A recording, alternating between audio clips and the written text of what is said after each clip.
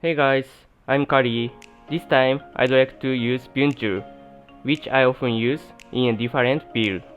I don't know how to pronounce his name correctly, so please let me know if I'm wrong.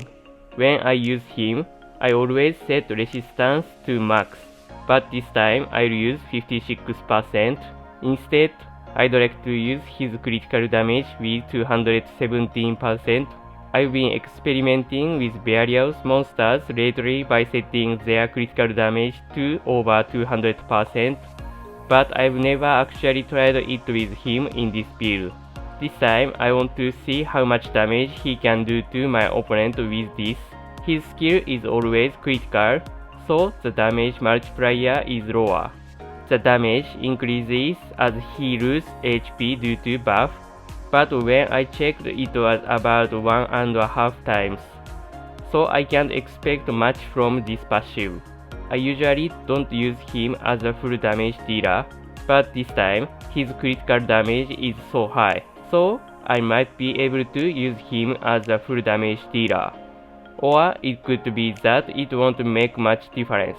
If I think it won't change, I think it will be more stable for Tanzu to use him with max resistance. By reverting back to the previous build, he'll be able to avoid defense break and stun more often because he can prevent the harmful effect by setting resistance max.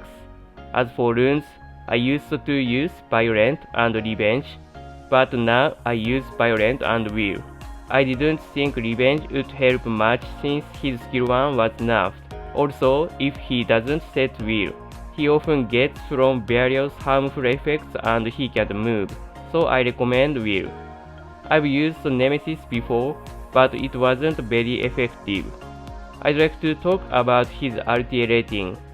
It's basically a monster for Tanzu players to use a counter to one-shot teams. Although he was recently nerfed, he's still useful. I always pick him against Kiara, Adriana, Sonia, etc. I think it's hard to beat him with one shot even if he is nerfed. As for the tier of RTA, if there ranks from C to SSS, I think he's rank A. Okay, so let's start this video.